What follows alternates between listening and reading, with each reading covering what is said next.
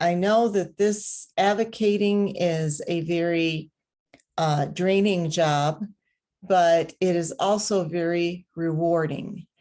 And if we can apply kindness as the main focus of how you go about advocating for your child, what I have learned is that the results are so much brighter.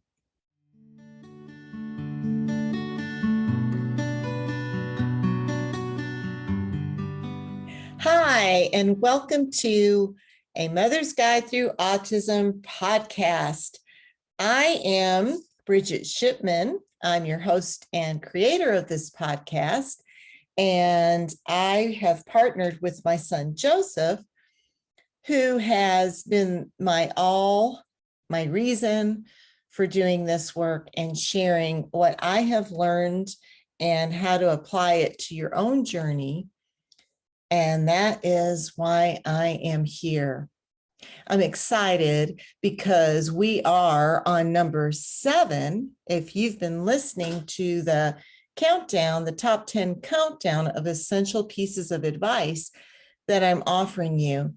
And today, number 7 is how to advocate with kindness. And I think this is great timing when this podcast will go ahead and come out, or you can listen to this episode. Most of you are preparing for another school year. And what I have noticed is last week or last episode, I talked about crushing crazy monkeys of fear, which also applies to this time of the year, and also how to advocate with kindness. And I know that this advocating is a very draining job, but it is also very rewarding. And if we can apply kindness as the main focus of how you go about advocating for your child, what I have learned is that the results are so much brighter. It's not 100% that your child will be treated or get what they need every single day. But what I have learned is that when I approach with kindness, that it changes the energy, and certainly it is the end result that I am working towards. Most of the time, what I have experienced is when I got ready for each school year, yes, I had crazy monkeys of fear. Yes, I had fear right along with it. There were so many triggers that came up for me as I got ready for each school year based on what had either happened in the past to me or what I was afraid of, what my fears were for that time. What I do know is it didn't matter how prepared I was, there was always something that was going to pop up that I wasn't expecting, or someone that I felt like would be a great advocate for my son when I couldn't be there, somehow wouldn't show up or didn't understand what I was trying to relate to them. So we know that depending on where you are on this journey, being an advocate is essential. We all know that. But how you advocate can not only make a difference for the end result or what goal it is that you have or need that you have for your child, but it also helps you.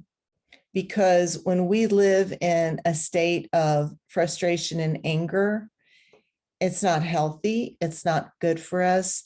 And what I have learned is it really doesn't help get any results. As a matter of fact, it might hinder you from getting to the goals that you need to get to with your child. I have been there. I understand it. I get the frustration. It is exhausting. to start out each school year building your advocate team, advocating, trying to get support for your child and the resources that your child needs. So what I'm going to be talking about today is I'm going to give you a few very simple steps and tips as pieces of advice that you can apply as you begin this school year. I would also say that I understand both perspectives because I was a school teacher.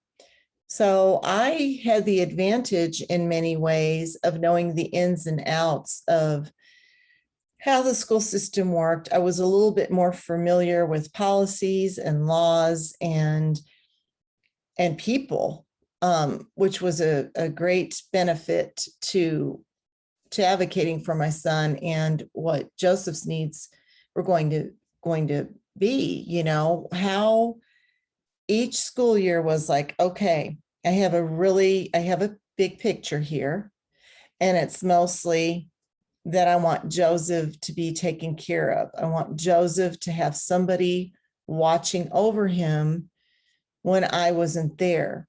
As he got older, it became a little easier. There were other issues that came up for my son. That's going to be true for our whole journey. Even as an adult, there are things that come up that you don't expect will come up. So having these tools and knowing how to advocate and stand up for yourself, your child, and for other children for that matter. I always advocated not only for Joseph, but for every child that needed somebody to advocate. And I think that this is an important topic. It's a difficult one for both sides of the story. I had someone ask me, so do you advocate differently? So there's two things. Do I advocate differently for my other son who is neurotypical as I would for my son who is struggling in a different way, living on the autistic spectrum? So here's how I answer that. My second son, who is neurotypical, I would advocate for him in certain situations. Not every day, not all day, but when something came up and he needed me to advocate for him, of course, then I would. And then he learned how to advocate for himself, and then even later began to advocate for his older brother, Joseph, my son, who's on the spectrum. So I think the key difference is that my neurotypical son needed a parent who advocated, but he also was advocating for himself, where Joseph was not able to advocate for himself. His language was very limited. And even as he got older, he didn't have the tools, the social tools to advocate. When he was bullied or a teacher certainly was not following the IEP and wasn't giving him the respect and didn't honor how that he learned differently, then I learned quickly that the difference is that I'm an advocate 24/7 with my son who's on the autistic spectrum. So I think that's the difference. So we all advocate as parents. Parenting, your second you have a child, you're advocating for your child. But the difference is how you advocate, how much you advocate. And I think that's the key element there. So that's how I answer that question. And I also am asked, as a former educator, I'm still an educator, obviously, but as a classroom teacher, how is that different? How do you advocate differently?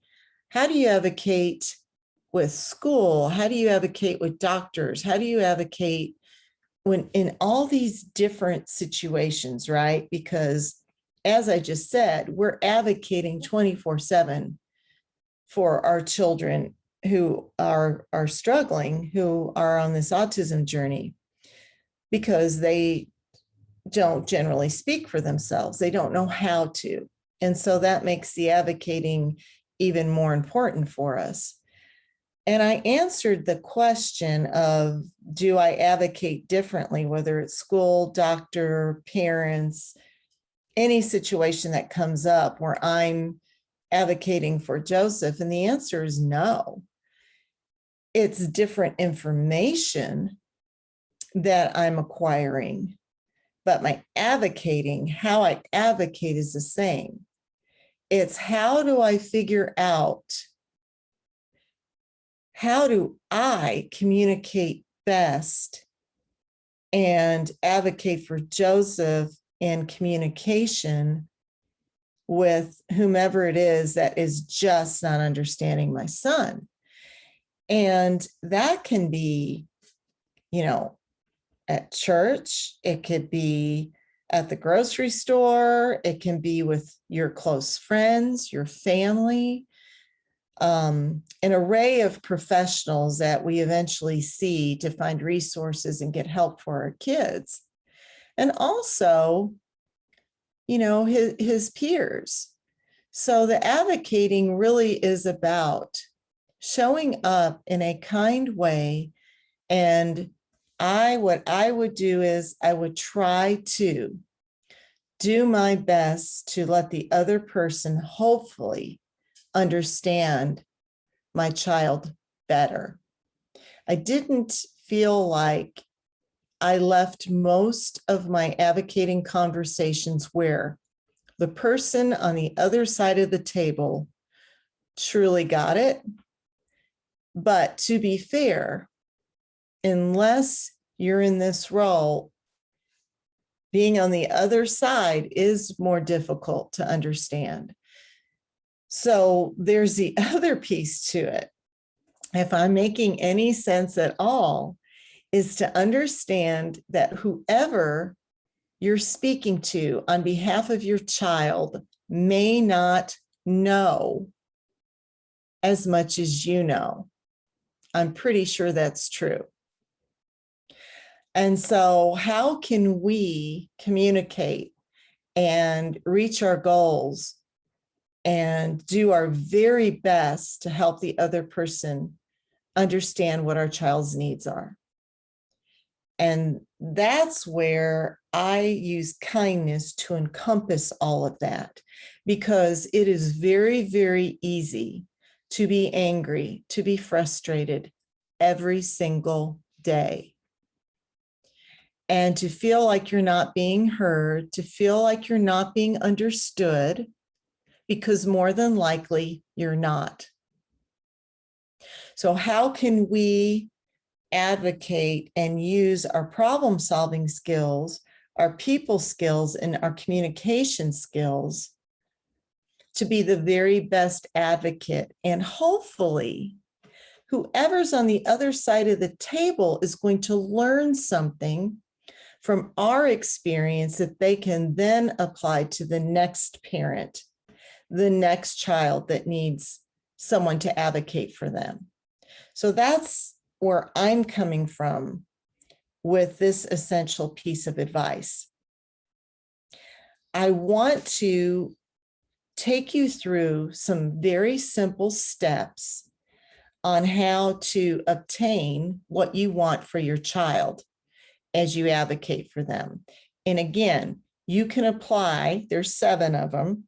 You can apply these anywhere that you're advocating, whether it be for school, for resources, professionals, family, etc.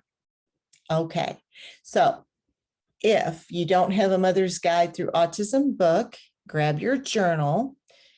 You may want to write these down or revisit this episode and write it down later. Number one, I usually started with the why. Why do I need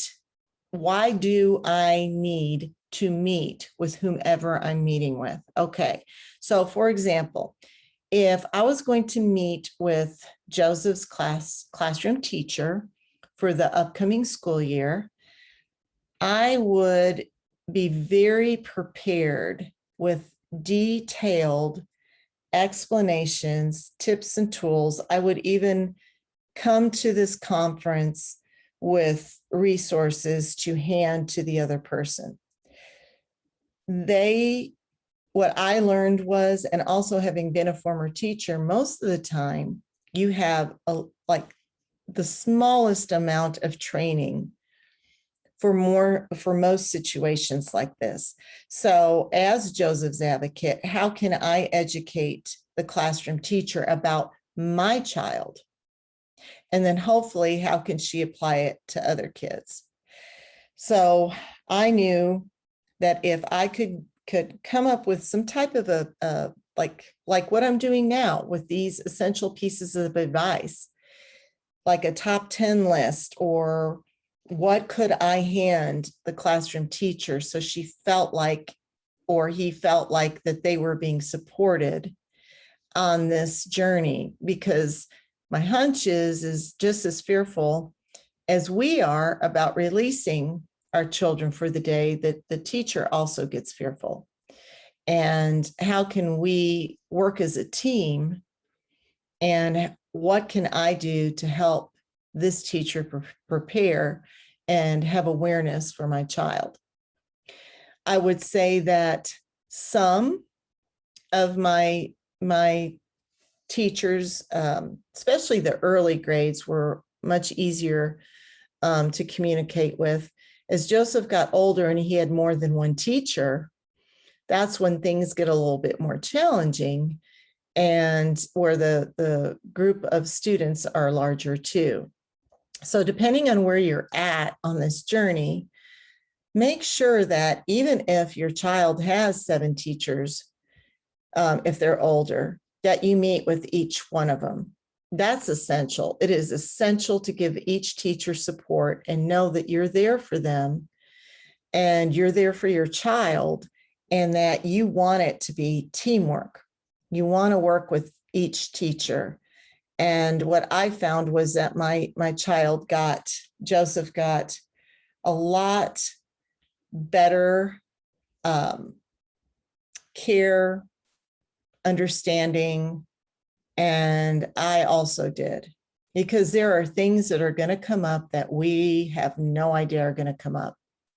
And so we need people during our child's school day to be there for them. So I would really, really spend the extra time and effort preparing for each school year with your classroom teacher. And I would also prepare your child. So I always took Joseph to school when they were setting up. I let him walk through his classroom, walk through the halls, take him through his schedule before the school year started.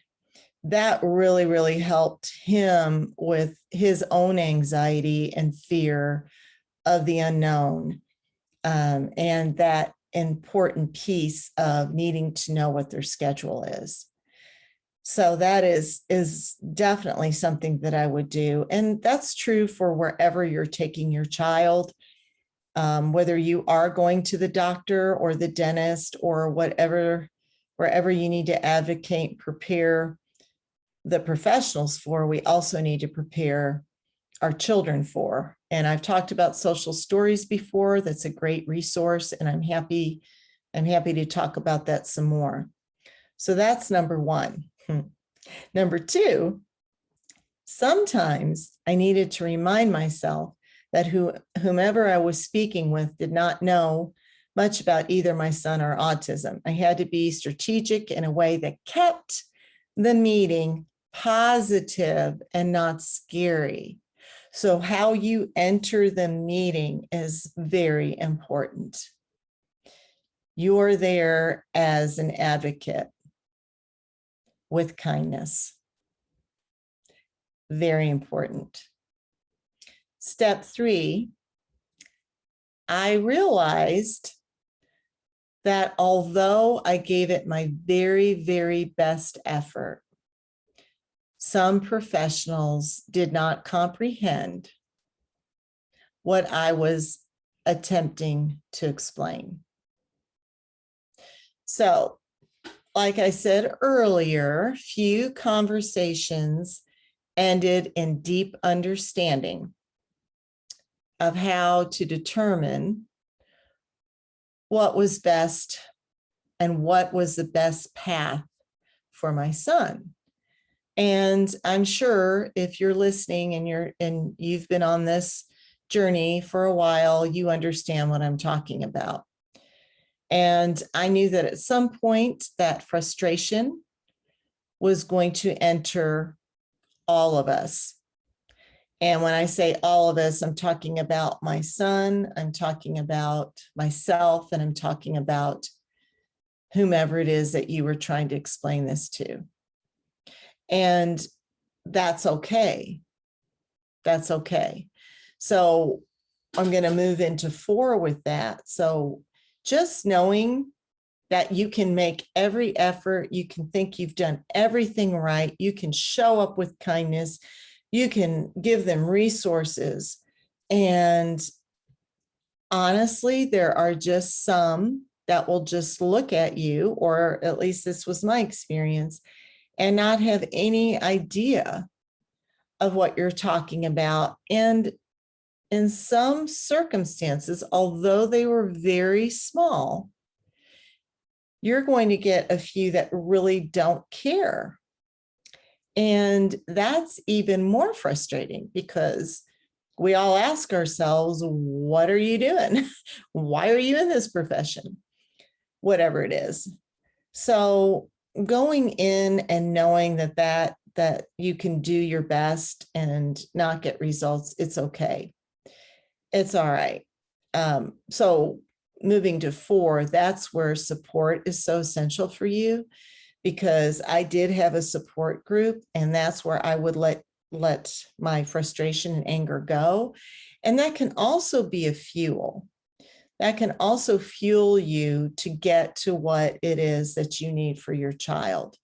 So that frustration was something that I experienced a lot.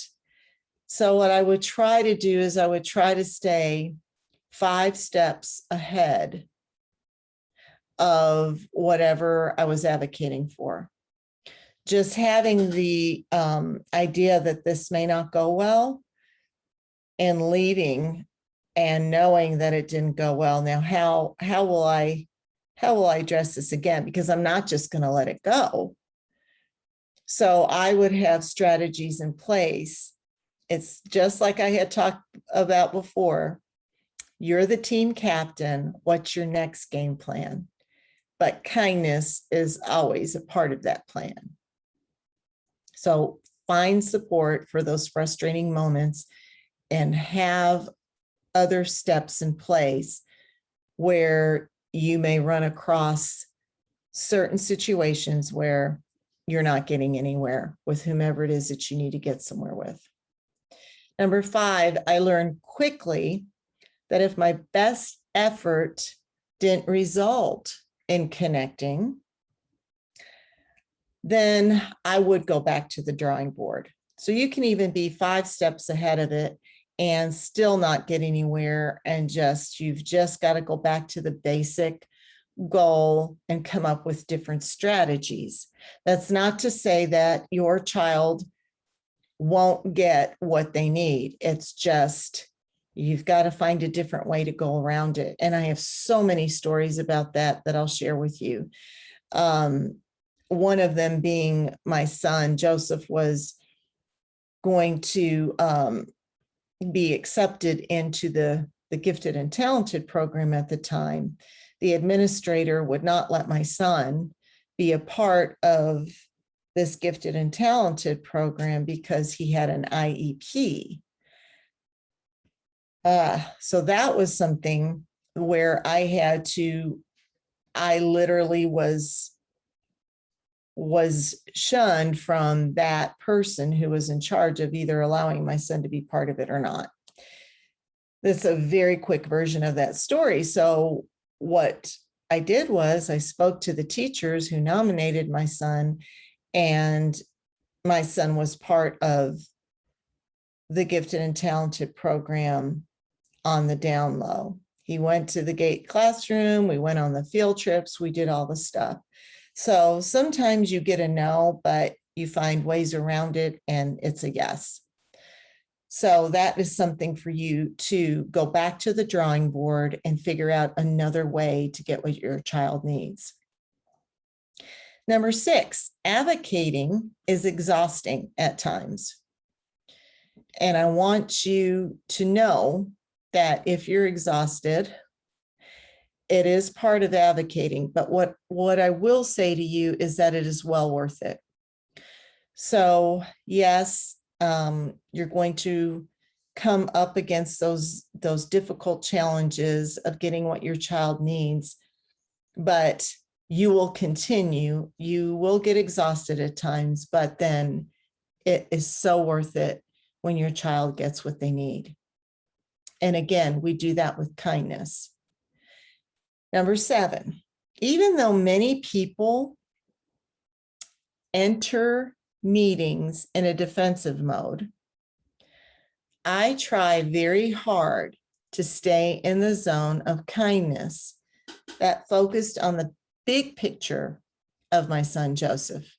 So what I learned quickly is that I don't know what the other person's experience was when I walk into a meeting or a room. My hunch is that maybe they got yelled at before, maybe there was a lot of anger and it wasn't handled well. And so as a result, they're already triggered. They're already on defense because of whatever experiences maybe that they've had. And that includes other parents, right? Sometimes, well, many times, I didn't get treated very well because the whoever I needed to talk to about helping my son wasn't defense. They were already ready for an argument. They were just no expression at all. The energy in the room was icy at best, and it was eggshells.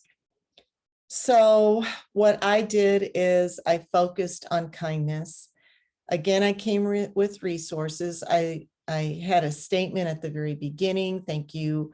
Thank you all for being here. I know we have Joseph's best interest at hand, and that's why we're all here today. So I began to lead the meeting, and I focused on Joseph and kindness and thanking them for making every effort, that I had confidence in them and that they would carry through. And again, sometimes that it has a positive outcome, sometimes it doesn't, but most of the time it does. So have kindness as your focus.